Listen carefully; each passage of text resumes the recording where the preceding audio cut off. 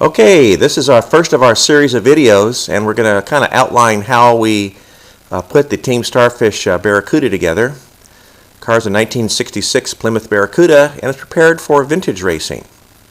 So now we're going to walk up here, and we're going to take a look at the engine first. This is a Mopar Performance 4-bolt main small block, about 318 cubic inches.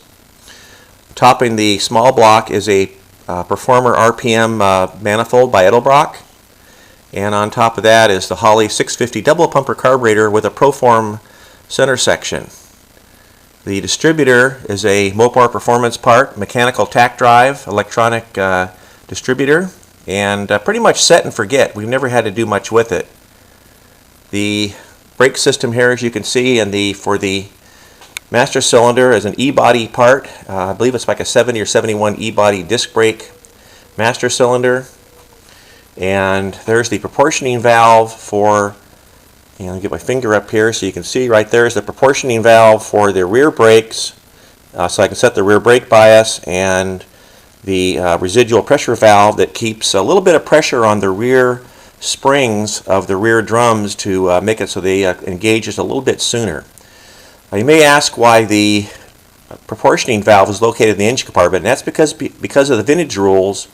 You're not allowed to have it where it's adjustable while you're driving. It's very common in race cars, but for vintage rules, since you really didn't have that available for you in the day, so to speak, they made it so that you have to have it away from the driver.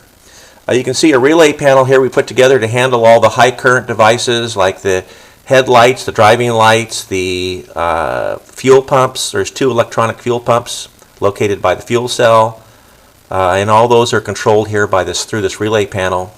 This little red wire right here you see, and we're going to point to it right here coming in, actually is the lead that goes back to the battery located in the trunk. There's a terminal here that I can use for charging, or getting 12 volts, for example, for a timing light or whatever, and then the line runs down to the starter motor.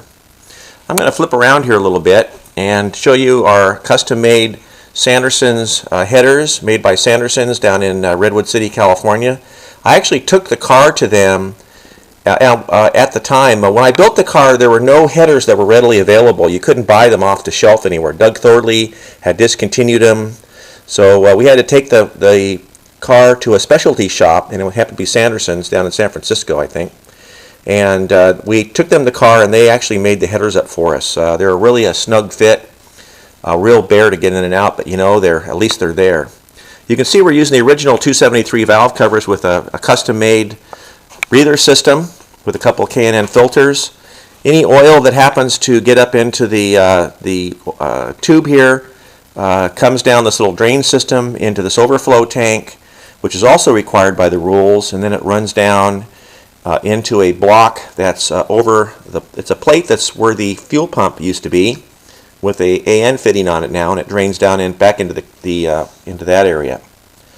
Let's take a look at the alternator here. It's a PowerMaster 75 amp alternator, dual wire, with a voltage regulator made by Mopar Performance, right mounted to the dashboard, or the rear of the firewall there. There is the coil, which is an Excel Super Stock, that yellow coil, and it's been modified to paint it black, so it looks pretty stock. You can see there, if I'm going to zoom in here, there's that's the spray nozzle for the Halon fire system, and that would have really been handy to have working during the fire. You can see that the fire started back here in the rear carburetor area by the rear fuel bowl, and you can see that the nozzle was pointing right at it, and because the fire system failed, the fire was a lot worse than it should have been. So zooming back out again, you can see there is the fuel filter and the fuel pressure regulator, which is a Holley part going off to the carburetor in one direction, and you can see that there's a sensor for the fuel pressure gauge located on the dash, and we'll take a look at that in a later video. Now I'm going to flip around here. You can see our custom-made Griffin radiator. The original radiator got damaged by the heat and the fire, so we had to replace it. And we have a new flex fan.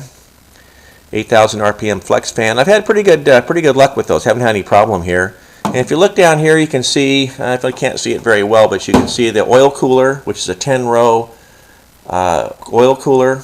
I believe it's an Earl's piece that's in there right now. And if we look way down here, we can look down and see the right angle oil filter adapter, which is an aluminum piece. We had the cast iron one, but we put the aluminum one in to save a little bit of weight. There's a sandwich adapter that the oil cooler lines run out of. And we took the 3/8 tap out of the back of the right angle adapter, and that's what plumbs up to the AccuSump, the pre-oiler, and the the scavenging system here that sends oil into the engine if it runs low on oil pressure. So here's the valving for it. There's a valve here that's the on-off valve, and then here's the new EPC pressure valve that doesn't engage the AccuSump unless the pressure gets below 20 pounds per square inch. So that's a fairly new system they have. We're going to give it a shot. We used to have the AccuSump mounted right here on this fender, just like the guys in Mopar Action did. You can actually see the 4 bolt holes where it bolted. But we've since moved it to behind the passenger seat to help get the weight out of the engine compartment, which is up pretty high, and also to move it down so it's kind of in and out of the way. It's also out of the heat of the engine compartment. So there you have it. There's the Mopar engine here for the Team Starfish Barracuda.